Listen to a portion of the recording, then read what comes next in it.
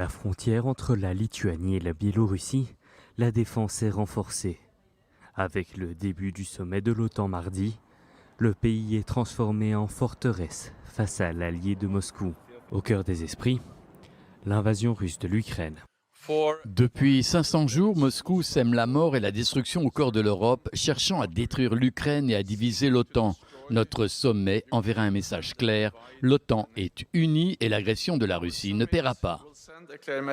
Avant de se rendre au sommet, le président polonais s'est rendu en Ukraine. Accueillis par Volodymyr Zelensky à Lutsk, les deux hommes ont commémoré ensemble le massacre de 100 000 Polonais par des Ukrainiens durant la Seconde Guerre mondiale. Un message d'unité fort du président polonais Andrzej Duda, qui a déclaré qu'il porterait la voix de Kiev auprès de l'OTAN. Mais l'accession de l'Ukraine à l'Alliance est loin d'être actée. Dans une interview exclusive pour la BBC, Joe Biden a affirmé que Kiev ne rejoindrait pas l'OTAN tant que le pays serait en guerre avec la Russie. Il a néanmoins insisté sur la poursuite de l'aide occidentale à l'Ukraine. Je pense qu'il est prématuré d'appeler à un vote sur l'adhésion de l'Ukraine à l'OTAN maintenant, parce qu'il y a d'autres conditions à remplir, y compris la démocratisation et certaines autres questions. Autre sujet à l'agenda de l'OTAN, l'accession de la Suède à l'Alliance. La Turquie bloque toujours Stockholm.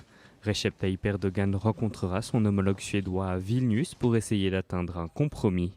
Dans un appel téléphonique avec Joe Biden, le président turc a déclaré qu'un accord n'était pas proche. Le président Recep Tayyip Erdogan a déclaré que la Suède avait fait quelques pas dans la bonne direction en apportant des changements à la législation antiterroriste, mais que les partisans des organisations terroristes kurdes continuaient à organiser des manifestations faisant librement l'éloge du terrorisme, ce qui annulait les mesures prises. En Occident, beaucoup perçoivent la position turque comme du chantage, ce que réfute Ankara.